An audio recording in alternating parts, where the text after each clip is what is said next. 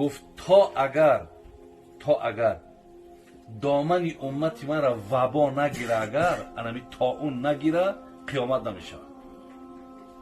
حضرت حتی آمدن وبا را برادر عزیز در حدیث بخاری پیشگویی کردگیه.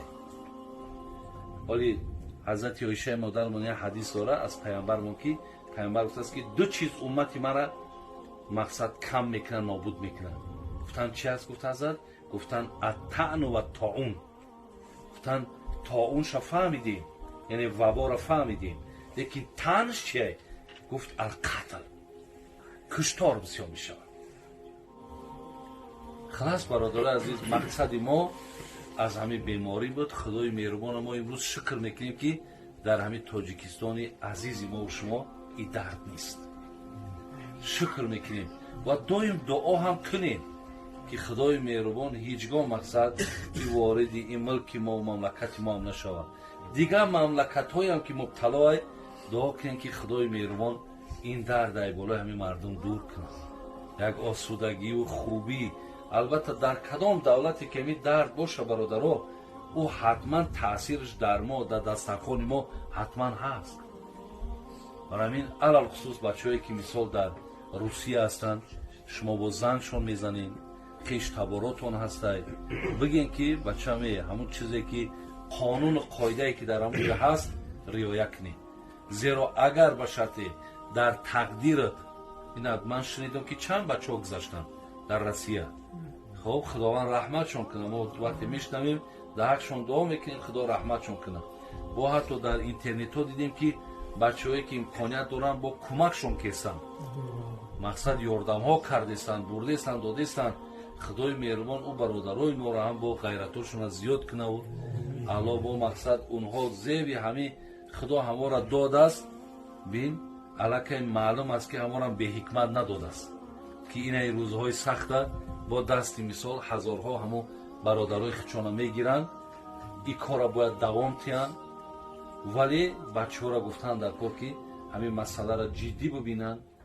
خب مایلش اگر خدای مهربان روز شبود کرده باشد، بگذار اول سبب ها را همشه، یعنی اسباب ها را استفاده بره. همون نقاب میگن نقاب کن، دسته بشو دسته، کرانتینه ای خانت نبرو، چیزی میگن رعایت کن.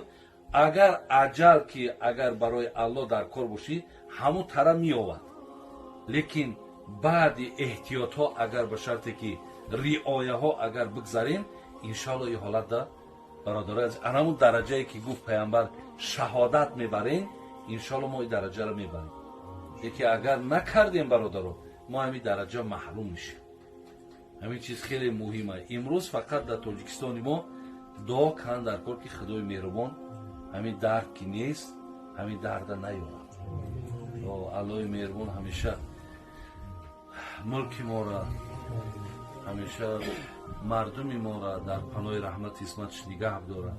برادرای غریبی ما نه تنها در روسیه هستند، مرا چند روزه از امریکا زنگ میزنن، از دولت‌های قزاقستان زنگ میزنن، خلاص همین تمام شهرها زنگ میزنن، همش با یک حاج بابا دهقان دعا کنین که خلاص همین خیلی مشکلات هم طریق حال که ما از اونها دا با آگاه ترین دعا میکنیم در حق همشون که خدای مهربان حفظشون کنه و خدای مهربان مشکلات ها را بالای سرشون دور کنه و با خدای مهربان روزای خوب و روزای نیک با نصیبشون گردونه و با صحت و سلامت نزد پدر و مادرشون و وطنشون و خانواده‌شون در رسانه و خاندان حاجی بابا در خدای مهربان فیض و برکاتشون نازل کنه. ای حاجی بابا را خدای مهربان دوام عمرش نیک کنه، خیرش کنه و الله مهربان همیشه در پناه رحمت اسمتش نگهش بداره و فرزندکاش هم برادر ما افسرها را هم اهل دوستا و همسایه‌ای که جمع شدیم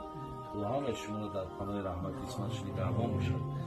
اللهم اعنا علی ذکرک و شکرک و حسن عبادتک. آمین یا رب.